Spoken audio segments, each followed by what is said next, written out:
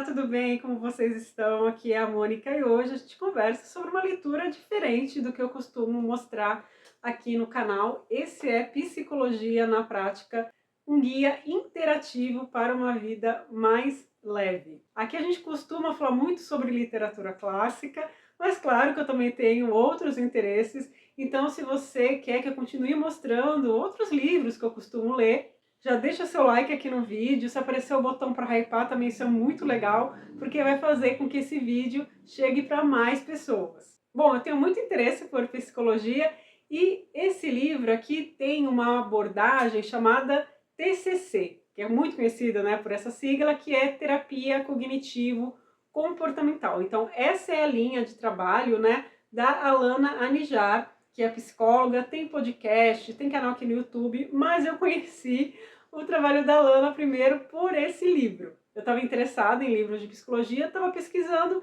e encontrei esse aqui, que é para o público leigo, é importante eu frisar isso para vocês. E aí depois é que eu fui ver que a Alana já tem um trabalho assim extenso já nas redes sociais. Bom, vocês viram que esse livro aqui tem um subtítulo, que é um guia interativo para uma vida mais leve. Então, esse interativo, o que que é? Na verdade, aqui a gente vai encontrar vários espaços para a gente completar. Eu não fiz isso porque eu achava assim algo muito pessoal, sabe? Escrever aqui no livro. Então, eu pensava assim a respeito das questões, do que era proposto aqui no livro. Eu sei que, lógico, isso não substitui a minha escrita, é realmente fazer ali, né, o exercício proposto, mas foi dessa forma que eu li esse livro, tá? Mas fiquem sabendo, vou até mostrar, né, para vocês direitinho, dar uma folhada no livro, que ele tem essa proposta de ser bastante interativo. Outra coisa que faz com que a gente se aproxime bastante aqui do livro, dos temas tratados, é que a Lana ela fala um pouquinho da vida dela também, então de algumas questões que ela teve que enfrentar e de como ela fez isso. Então isso também ajuda a gente se conectar melhor com essa leitura, que não é de forma alguma uma leitura técnica, tá? Como é para um público leigo, o texto é acessível, ela vai dar algumas referências, tá? Então até no final do livro a gente encontra vários livros que são citados aqui. Então caso você queira saber mais um pouquinho de algum tema tratado aqui, tem como você fazer isso. Bom, então como eu falei para vocês, a perspectiva que a gente vai ter aqui nesse livro é da terapia cognitivo-comportamental. É claro que se você quiser saber direitinho do que se trata essa abordagem da psicologia, você deve procurar algum vídeo, né, de um profissional da área explicando. Aqui eu vou falar assim de uma maneira bem geral, bem leiga, claro, né? Até me baseando no que eu li aqui no livro, essa abordagem vai levar muito em conta a maneira como que a gente enxerga as coisas. Então, com quais lentes a gente está enxergando o mundo e aí reagindo a ele. A TCC também é conhecida por ser uma abordagem mais direta e por isso, às vezes ela pode ficar com uma fama de superficial. Mas eu quero falar para vocês que uma das premissas aqui que a gente vai encontrar no texto, falando da TCC, é que o que é levado muito em conta nessa abordagem são as nossas crenças. O que são nossas crenças? São aquelas verdades absolutas que a gente tem com a gente e que são construídas no decorrer da nossa vida, principalmente lá na nossa infância. Então isso não vai ter nada de superficial, né, gente? Porque essas crenças, então, são tão importantes e vão refletir muito do que acontece no nosso comportamento. Então vamos pensar aqui numa árvore, tá? Então as crenças seriam as raízes dessa árvore. E o nosso comportamento, as nossas atitudes seriam os frutos. Então, às vezes, para a gente entender, para a gente melhorar alguma parte da nossa vida que não está legal, a gente tem que ir lá nas nossas crenças, ver o que a gente construiu como verdade no decorrer da nossa vida. E isso, claro, né, gente, não é nada superficial. A gente realmente tem que ir mais fundo e investigar. Entrar realmente num processo terapêutico. A partir disso, a gente até pode pensar num ciclo, tá? Imagina então que a gente está passando por alguma situação, tá? A partir dessa situação, a gente vai ter um pensamento. Às vezes você ouviu alguma coisa que você não gostou no seu trabalho. Isso imediatamente vai gerar um pensamento em você. E esse pensamento, uma emoção. Então você pode ficar chateado, pode ficar nervoso. E a partir dessa emoção, você vai ter um comportamento. Então, qual vai ser a sua reação a esse momento difícil no seu trabalho, por exemplo? Então, entende quando eu disse dessas lentes que a gente está enxergando o mundo? Às vezes elas podem estar um pouquinho embaçadas. Então, determinada palavra, alguma coisa que uma pessoa falou para você, pode ganhar uma dimensão muito maior do que na realidade aquilo poderia ter se você encarasse aquilo de outra forma. Se você conhece, já leu alguma coisa sobre o estoicismo, você deve estar familiarizado com essa ideia. E sim, realmente a TCC tem a ver com esse pensamento mais estoico, então de como a gente vai reagir a tudo que acontece na vida, tudo que está, claro, né, muitas vezes totalmente fora do nosso controle, mas como a gente vai reagir a essas situações pode sim estar no nosso controle. E aí que a gente vai conhecer melhor, investigar melhor as nossas emoções, os nossos pensamentos. É claro que não é interferir na emoção, né? É claro que a gente vai ter momentos de tristeza, de nervoso, mas é como lidar com isso, os pensamentos que a gente vai ter a partir disso e, consequentemente, as atitudes. E claro que as crenças que a gente construiu no decorrer da vida vão estar muito ligadas a isso. E a gente acaba tendo padrões até de pensamento e de comportamento também. Então, por exemplo, na página 186, a Alana vai falar que muitas vezes a gente tem um comportamento que acaba sendo de autossabotagem. Então você tem na sua cabeça algo como uma verdade. Por exemplo, uma pessoa que não tem a vida sentimental, a vida amorosa como ela gostaria, ela não se acha uma pessoa interessante. Então, assim, ela tem aquilo como verdade. Ela não é uma pessoa interessante. E aí ela acaba se comportando como uma pessoa que não tem nenhum atrativo e, claro, ela vai acabar realmente não despertando interesse em outras pessoas. Então, no comecinho do livro, a autora vai explicar um pouco dessas situações, um pouco de como essas crenças são construídas, da importância que a infância tem, e aí ela vai destrinchando cada parte desse ciclo, vamos falar assim, né? Então, por exemplo, ela vai falar das emoções, do comportamento, e isso, claro, que requer um autoconhecimento da gente para a gente perceber se a gente está com algum tipo de pensamento, por exemplo, que não vai estar realmente de acordo com a realidade.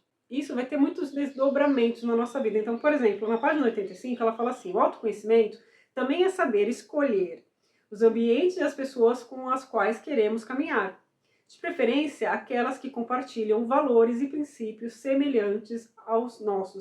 Então, até para a gente se situar melhor na vida, nas situações, a gente tem que saber quais são esses valores. E a gente passa, claro, por um processo de autoconhecimento para entender melhor o que é de verdade importante para a gente. E por todo o livro também, a Lana vai falar de algumas questões práticas, né? Então, do que a gente pode fazer? Então, referente às emoções, por exemplo, né? Para a gente lidar melhor com elas, a gente tem que primeiro reconhecê-las. Então, ela fala aqui na página 102, é necessário, né, que a gente aprenda a reconhecer essas emoções, nomeá-las e entender quais são os pensamentos que contribuíram para a gente se sentir de tal forma. Outra coisa muito importante, mas que é a dificuldade que a gente tem de fazer, né? É criar uma rotina que seja saudável para a gente.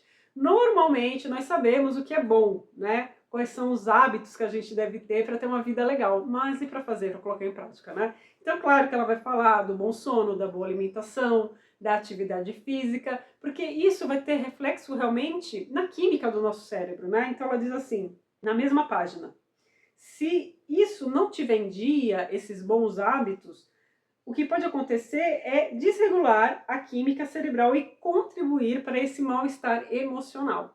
Então, depois desse apanhado, vamos falar assim, né, do nosso funcionamento, dos nossos pensamentos, emoções, enfim, ela vai entrar nessas questões mais doloridas, né, que a gente sofre mais no dia a dia, né? Então ela vai falar de frustração, ela vai falar da questão da culpa, também do estresse, da ansiedade, vai falar de depressão, de luto. É claro que ela vai mostrar todas essas situações que a gente vive de uma maneira mais ampla, né, com uma visão mais ampla.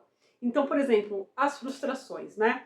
Ela diz aqui na página 147, se hoje você vive um contexto que seus planos estão sendo frustrados, entenda que esse é um lugar fértil para o seu amadurecimento. Então, claro que todo mundo passa por situações que as coisas não vão sair como a gente gostaria. Ela até fala disso aqui, ela conta um pouco da vida dela, que ela queria ser muito mãe, e isso acabou demorando um pouquinho mais do que ela gostaria, então ela teve que ser flexível e se adaptando ali na situação. E foi um processo de aprendizagem ali para ela. E lembra que eu falei da importância da infância, né? Na página 177 ela vai falar a respeito da rejeição. E ela diz assim, olha, grande parte das pessoas que passam por situações de rejeição na infância levam isso para a vida adulta. As exceções acontecem quando existe desenvolvimento de resiliência e fortalecimento da autoestima dentro de casa, pois as crianças que encontram apoio na família criam uma casca protetora. Eu não tenho filhos, mas essa parte do texto assim, me pegou bastante, porque isso realmente é fundamental, né? Realmente, lá na frente, a gente se dá conta disso, né? Outro tema aqui que ela aborda que chamou minha atenção, é um tema que eu até quero ler mais a respeito, é o luto. Quando a gente pensa no luto, a gente pensa, claro, né, numa morte. Mas para a psicologia, o luto é mais do que isso, tá? Então eu vou falar aqui para vocês na página 189 que o luto para a psicologia tem a ver com os processos que enfrentamos diante de qualquer tipo de perda. E durante esse processo, o que acontece, né? Uma construção de significado e uma adaptação também. E uma coisa que eu gostei muito que está falando aqui no texto, me chamou muita atenção, deixa eu achar aqui, é na página 197, ela vai falar da questão quando o luto passa a ser problemático, né? Então ela esclarece primeiro um ponto muito importante que é o seguinte: todo luto está relacionado à identidade.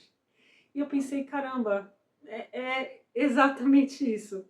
Porque é você entender quem você é a partir dessa perda, sem ter aquela pessoa tão amada mais do seu lado. Então, claro que aqui a gente está falando realmente do luto, né, pelo falecimento de alguém. E outra coisa que eu acho muito interessante também, importante mesmo falar para vocês, é da importância do movimento, né? Isso tanto no luto quanto numa depressão. Ela fala assim: após uma perda é necessário que haja alguma movimentação, ainda que mínima. Isso significa que não há problema se você continuar chorando, mas é importante retornar ao trabalho e sair com os amigos em outros momentos. A oscilação vai acontecer. Os altos e baixos são normais, mas o movimento não pode parar. O perigo está em ficar estático. Esse é um sinal urgente para procurar ajuda. É claro que também, gente, durante todo o livro, ela vai falar disso, né, da pessoa procurar ajuda. Em alguma situação, realmente, essa vai ser a melhor saída. Bom, em seguida ela fala também um pouquinho sobre estresse e sobre ansiedade, né? E que isso, claro, tem origem muito do que está passando ali na nossa cabeça. E uma coisa que ela coloca aqui, até uma comparação entre o estresse e a ansiedade, ela coloca assim na página 234. Enquanto a mente da pessoa estressada está sempre pensando, será que? A mente ansiosa é aquela que pensa constantemente, e se? Então, falando aqui da ansiedade, ela vai falar muito dessa coisa de um dia de cada vez, sabe? De dar uma respirada, até tem técnicas, né, de respiração. Quanto ao estresse, ela vai falar muito da questão das prioridades. Então, isso é muito comum a gente ouvir, né, gente? Mas no dia a dia, às vezes é difícil de executar, porque para a gente ter essas prioridades, elencar melhor essas prioridades, é importante a gente saber dizer não. E isso para muitas pessoas também é um problema, né? É algo difícil de fazer. Mas vai ajudar muito a reduzir esse estresse que acaba sendo acumulado no dia a dia. E ela fala aqui também, né, que normalmente pessoas ansiosas, elas superestimam uma situação, então uma ameaça, né, um problema, e subestimam a própria capacidade de lidar com o problema. E aí, como eu disse, há exercícios para você se acalmar e tal, mas ela sempre destaca, né, que muitas vezes é importante procurar ajuda. Isso também vai acontecer com a depressão. Então, no capítulo que ela vai falar a respeito, ela fala, claro, né, primeiro da tristeza, né, da diferença, que é normal, a gente fica triste, claro, né? E aí depois ela elenca alguns sintomas, né, da depressão, claro que não para um autodiagnóstico, né, gente? Mas ela fala de algumas coisas como uma tristeza recorrente e profunda. Algo que eu acho bem importante, assim, que deve acender uma luzinha, é que quando a gente perde o interesse por coisas que a gente normalmente gosta, né? Então, assim, perda de interesse ou prazer em atividades que antes eram apreciadas. Alterações no apetite, problemas para dormir, são tópicos, né, para a gente ficar atento. E claro que no finalzinho do livro ela vai falar a respeito da terapia, até de mitos acerca da terapia. E falando especificamente, então, né, do processo terapêutico, ela fala assim na página 270. O que acontece na sessão é um diálogo direcionado, com perguntas que o farão chegar a respostas que fazem sentido para você e que serão coerentes com os seus valores. Claro que existem técnicas e ferramentas que serão aplicadas, a depender da sua necessidade, mas você será levado a encontrar as respostas. E claro também, né, de acordo com a abordagem que o profissional trabalha. Bem, gente, esse foi um breve apanhado aqui dos pontos principais que eu achei nesse livro. Esse livro vai ter mais de 300 páginas, 370 e poucas páginas, então tem bastante coisa aqui. É uma leitura muito leve, realmente fluida, tá? Cabe, acho que, para várias pessoas. Se você está passando por um momento mais difícil, se você quer pensar mais um pouquinho nessa questão de autoconhecimento, de como você está lidando com algumas situações, seja no trabalho, na vida pessoal. É um livro que eu acho que vai te ajudar sim. Para mim foi uma leitura bastante interessante. Eu penso em continuar lendo a respeito, então se vocês quiserem que eu continue tratando aqui no canal sobre alguns livros que vão tratar mais de desenvolvimento pessoal, posso falar assim? Mais de psicologia, enfim, vai ser com muito prazer que eu vou gravar esses vídeos para vocês. Quero agradecer muito por você ter assistido esse vídeo até aqui e eu espero você num próximo aqui no canal. Até lá, tchau, tchau!